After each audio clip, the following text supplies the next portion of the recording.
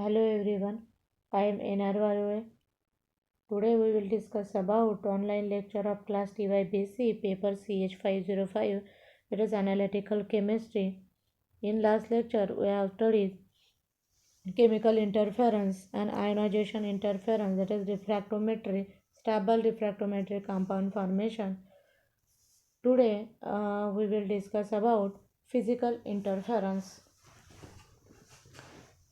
The factor which affect the atomization efficiency and rate of sample uptake in the burner are included in physical interference. Generally जे या फॅक्टरमध्ये ॲटोमायझेशन इफिशियन्सीला जे affect करतात आणि जे element आहे त्याला आपण फ्लेममध्ये इंट्रोड्यूस जर केलं आणि त्यानंतर त्या सॅम्पलचं ॲटोमायझेशन होतं आणि नंतर ते फ्री न्यूट्रल ॲटममध्ये कन्व्हर्जन होतात. म्हणजे काही फॅक्टर हे त्याच्यावर अफेक्ट करतात तर ते काही फॅक्टर ॲटोमायझेशन होऊ देत नाही. तर अशाच फॅक्टरलाच आपण काय म्हणणार आहोत, मग फिजिकल इंटरफेरन्स म्हणणार आहोत. म्हणजे जे इलेमेंट आपल्याला फ्लेममध्ये जर आपण इंट्रोड्यूस केलं तर त्यानंतर सॅम्पलचं ॲटोमायझेशन होतं आणि नंतर सॅम्पलचं ॲटोमायझेशन झाल्यानंतर फ्री न्यूट्रल ॲटमचं कन्व्हर्जन हे काही फॅक्टरला अफेक्ट करतात आणि काही फॅक्टर हे ॲटोमायझेशन होऊ देत नाही. तर अशा फॅक्टरला आपण फिजिकल इंटरफेरन्स म्हणणार आहोत. मग फॅक्टर जे असे फॅक्टर आहेत की ते बर्नरला अपटेक करतात.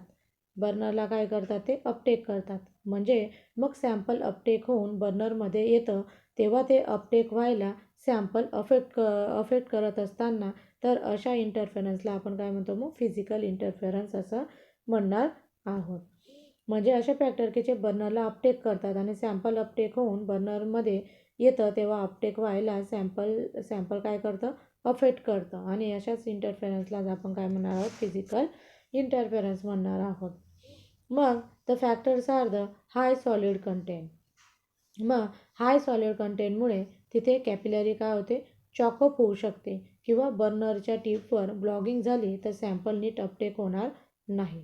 तिथे चॉकअप होऊन जाणार म्हणजे तिथे physical interference physical in high solid कंटेंटमुळे ते येऊ शकतात. नेक्स्ट आहे चेंजेस इन फ्लेम टेम्परेचर. मग फ्युएल आणि ऑक्सिडंट गॅस जर आपण तिथे कंटिन्युअसली त्या बर्नरला आपण प्रोव्हाइड केलं नाही तर त्या फ्लेमची जी टेम्परेचर आहे तर तिची इंटेन्सिटीचं टेम्परेचर काय होणार आहे, कमी जास्त होऊ शकतं. म्हणजे फ्युएल किंवा ऑक्सिडंट गॅस जर आपण कंटिन्युअसली बर्नरला प्रोव्हाइड केलं नाही तर फ्लेमचं जे टेम्परेचर असेल तर त्या फ्लेमच्या टेम्परेचरचं त्याची इंटेन्सिटी असेल तर इंटेन्सिटीचं टेम्परेचर कमी जास्त होऊ शकतं आणि हे इंटेन्सिटीचं टेम्परेचर कमी जास्त झाल्यानंतर ॲटोमायझेशनवर इफेक्ट होऊन म्हणून या फ्लेमचं टेम्परेचर आपण काय करणार आहोत, कॉन्स्टंट ठेवणार आहोत. नेक्स्ट आहे changes in rate of gas flow. मग जे काही गॅस फ्लो आहे तर हे फ्युएल गॅसेस आहे किंवा ऑक्सिडंट गॅसेस आहे तर याचा रेट आपण कॉन्स्टंट ठेवला आणि याचा रेट जर आपण कॉन्स्टंट ठेवला तर त्याचा रेट मागे पुढे झाला तर त्याचा फ्लोचा रेट डायरेक्ट फ्लेमच्या टेम्परेचरवर होणार. म्हणून गॅसचा फ्लो हा चेंज होईल. नेक्स्ट आहे changes in viscosity due to changes in solvent and temperature. मग विस्कोसिटी सॉल्वंटची जर चेंज होत असेल तर त्याच्यामध्ये सुद्धा इथे ॲटोमायझेशन डिपेंड असतं. नेक्स्ट आहे physical interference can be reduced by frequency calibration. मग कॅलिब्रेशन जर केलं जातं आणि कॅलिब्रेशन करून अशा प्रकारचं जे काही पॅरामीटर आहे तर ते पॅरामीटर रिड्यूस करून कॅलिब्रेशन करून फिजिकल इंटरफेरन्स अवॉइड करत असतो. मोस्टली हे पॅरामीटर करत असताना त्याच्यासाठी इंटरनल स्टँडर्ड यूज केल्यानंतर बऱ्याचशा अशा गोष्टी इंटरफेरन्स अवॉइड होत असतात. Physical parameter can be compensated by internal standard present in the instrument itself.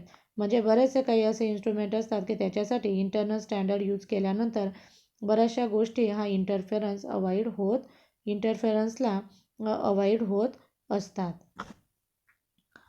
Next आहे use of organic solvent. Solvent plays an important role in atomization of analyte in the flame. या atomic absorption स्पेक्ट्रोफोटोमीटरमध्ये organic सॉल्व्हंटचा main important role आहे. या सॉल्व्हंटमध्ये atomic absorption स्पेक्ट्रोस्कोपीमध्ये सर्वात important role आहे तर तो ऑर्गॅनिक सॉल्व्हंटचा आहे.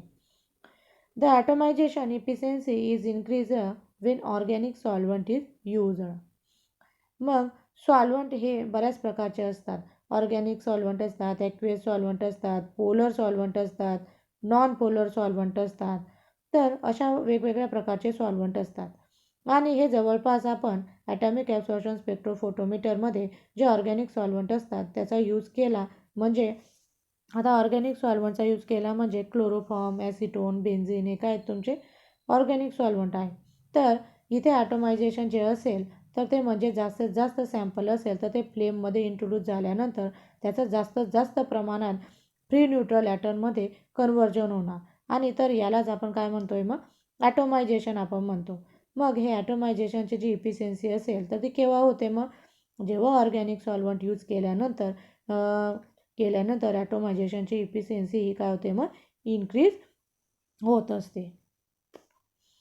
The ॲटोमायझेशन efficiency is increase Wien the organic solvent is use.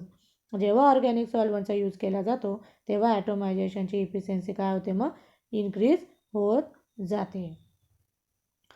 The reason of to increase the atomic vapour by solvent are complex and the reason are increase in a rate of aspiration, formation of final droplet, combustion of the solvent and higher evaporation. मग जे काही rate of ॲस्पायरेशन असेल तर जे काही spraying केलेलं sample असेल तर ते काय होणार मग ऑर्गॅनिक सॉल्व्हंटमध्ये जास्तीत जास्त असेल आणि नंतर त्याचं फाईन ड्रॉपलेट आपल्याला मिळतील आणि फाईन ड्रॉपलेट मिळाल्यावर ऑर्गॅनिक सॉल्व्हंट इझिली काय होईल मग कंबक्शन होतील.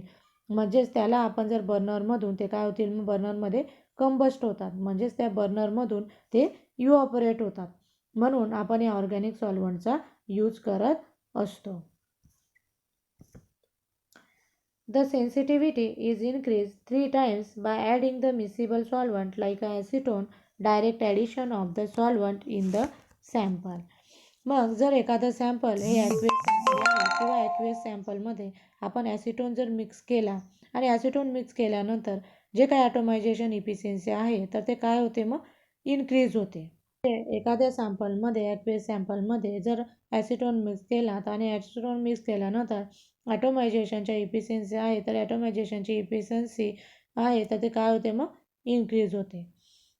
It avoided the because the sample is diluted and the metal is extracted in the organic solvent in the form of chelate from the water solution. मग पुढच्या सेमिस्टरमध्ये आपल्याला solvent extraction हे chapter असेल. बघू आता सिलेबस चेंज झालेला आहे. तर या सॉल्व्हंट एक्स्ट्रॅक्शनमध्ये ही जी काही टेक्निक आहे सॉल्व्हंट एक्स्ट्रॅक्शन टेक्निक तर ही जी काही मेटल असतात किंवा इनऑर्गॅनिक सबस्टन्स असतात तर ते ॲक्वेस सोल्युशनमध्ये असतात आणि ते डिझॉल्व फॉर्ममध्ये असतात. ॲक्वेस म्हणजे हे मेटल असतात तर इनऑर्गॅनिक सबस्टन्समध्ये ॲक्वेस सोल्युशन असतात तर ॲक्वेस सोल्युशनमध्ये ते डिझॉल्व फॉर्ममध्ये असतात आणि हे ॲक्वेस सोल्युशन आपण डायरेक्टली ॲटॉमिक ॲब्सॉर्प्शन स्पेक्ट्रोफोटोमीटरच्या बर्नरमध्ये इंट्रोड्यूस करू शकत नाही. कारण का हे ॲक्वेस सॉल्व्हंटला इव्हॅपोरेशनचा प्रॉब्लेम असतो आणि त्याच्याऐवजी ऑर्गॅनिक सॉल्व्हंट यूज करत असतो. मग आपल्याला त्या मेटलला जर ऑर्गॅनिक सॉल्व्हंटमध्ये यूज करायचं असेल किंवा आणायचं असेल तर तो मेटल असेल तर तो वॉटरच्या सोल्युशनमधून ॲक्वेस सोल्युशनमधून तो ऑर्गॅनिक फेजमध्ये येतो आणि ऑर्गॅनिक सॉल्व्हंटमध्ये मेटल आला तर आपण लगेच त्याचं काय करतो मग ॲस्पायरेशन करतो म्हणजेच त्याचं काय करतो मग स्प्रेइंग करतो आणि स्प्रेइंग केल्यानंतर फाईन ड्रॉपलेट आपल्याला मिळतात आणि त्याचं इझिली ॲटोमायझेशन होतं. इझिली ॲटोमायझेशन झाल्यावर जे ऑर्गॅनिक सॉल्व्हंट असेल तर ऑर्गॅनिक सॉल्व्हंट हे हायली इव्हॅपोरेट होतात आणि लगेच ते काय करतात मग तिथून निघून जातात आणि निघून गेल्यावर सेन्सिटिव्हिटी काय होते मग त्यांची इन्क्रीज होत असते. म्हणून अशा प्रकारे या ऑर्गॅनिक सॉल्व्हंटचा यूज केला जातो. नेक्स्ट आहे preparation of sample. The minimum quantity of the sample is required for atomic spectrophotometry. मग हे ॲटॉमिक ॲब्झॉर्प्शन स्पेक्ट्रोफोटोमेट्रीमध्ये आपल्याला अगदी थोड्या प्रमाणात सॅम्पल लागत असतं. The sample is in the form of solution provided chemical and spectral interference are absent. मग हे जे सॅम्पल असेल तर ते सोल्युशनच्या फॉर्ममध्ये असतं आणि जवळपास ते केमिकल आणि स्पेक्ट्रल इंटरफेरन्समध्ये ते होत नाही. म्हणजे सोल्युशनच्या फॉर्ममध्ये असल्यामुळे ते केमिकल आणि स्पेक्ट्रल इंटरफेरन्समध्ये सॅम्पल सोल्युशन हे फॉर्म होत नाही. The standard matrix of the test element should be prepared such that they always match with each other. मग जर या टेस्ट एलिमेंटमध्ये केमिकल फॉर्म कसाही असेल किंवा कुठल्याही प्रकारे केमिकल फॉर्ममध्ये असेल तरी ते सॅम्पल प्रिपरेशन त्याच्या फॉर्मवर डिपेंड नसतं. म्हणजे सॅम्पल आपल्याला जसं आपल्याला सॅम्पल प्रिपेअर करायचं असेल नाहीतर केमिकल फॉर्ममधल्या इलेमेंटला वेगळी मेथड यूज करायची गरज नाही. म्हणजे सर्वात जे काही केमिकल फॉर्ममध्ये वेगवेगळे राहिलेले असतील तर आपण त्याला एकच मेथड यूज करणार आहोत की सॅम्पल प्रिपेअरिंगसाठी आपण एकच मेथड तिथे यूज करणार आहोत. म्हणजे जे टेस्ट एलिमेंटमध्ये जर केमिकल फॉर्म असेल तर कुठल्याही प्रकारच्या केमिकल फॉर्ममध्ये सॅम्पल प्रिपरेशनचं फॉर्म डिपेंड नसतं.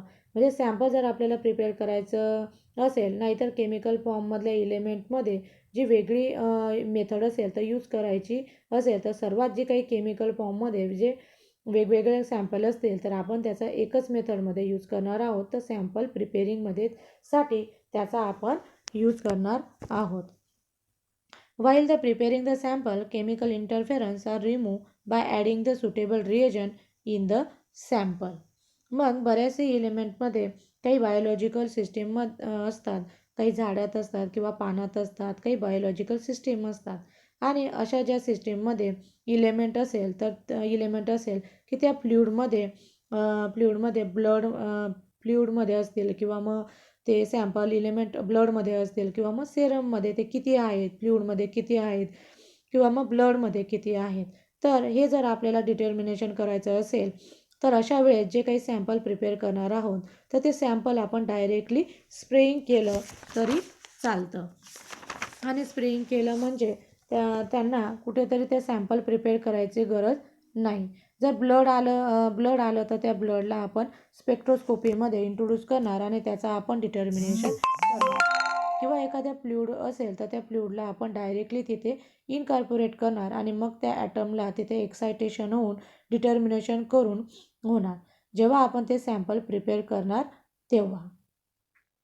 आणि सॅम्पल कशाचा आहे मग हे जर आपण कन्सिडर करून घेणार तर आपल्याला असं वाटत असेल की सॅम्पलमध्ये इम्प्युरिटी असेल आणि ही जर त्याला इम्प्युरिटी अफेक्ट करत असेल तर नंतर पुढे केमिकल इंटरफेरन्स घडवून आणेल. आणि जर आपण काय करणार मग त्यामध्ये आपण अशा प्रकारचे रिएजंट ॲड करणार की तो अदर एलिमेंटला त्याच्यासोबत केमिकल इंटरफेरन्स अवॉइड करून टाकेल. In the determination of calcium in serum, one part of the serum is diluted with 20 times the solution containing EDTA, and EDTA form the chelate with calcium and do not form refractory phosphate. मग कॅल्शियमचं आपल्याला determination करायचं असेल किंवा सेरममध्ये जर calcium हे किती आहे आपण काय करणार मग सेरममध्ये कॅल्शियम किती आहे तर हे सेरम असेल तर सेरममध्ये आपण 20 टाइम्स EDTA टाकणार. मग हा EDTA का टाकणार मग तर EDTA हा काय आहे कॉम्प्लेक्सिंग एजंट आहे किंवा कॉम्प्लेक्स एजंट आहे आणि तो कॅल्शियमसोबत रिॲक्शन दाखवेल. त्याची जर रिॲक्शन झाली तर कॅल्शियम आणि EDTA कॉम्प्लेक्स आपल्याला मिळेल. म्हणजेच कॅल्शियमसोबत कुठलाही फॉरेन पार्टिकल असेल तर आपल्याला कॉम्प्लेक्स तिथे मिळणार आहेत. समजा फॉर एक्झाम्पल फॉस्फेट अनायन असेल तर तो फॉस्फेट अनायन जर असेल तर याची रिॲक्शन आपण करू शकत नाही. कारण का तर कॅल्शियमने EDTA सोबत रिॲक्शन दाखवली आहे आणि फॉस्फेट अनायन प्रेझेंट असेल तर तिथे रिॲक्ट होऊ शकत नाही. अशा प्रकारे प्रिपरेशन ऑफ सॅम्पलचा आपण स्टडी केला आहे.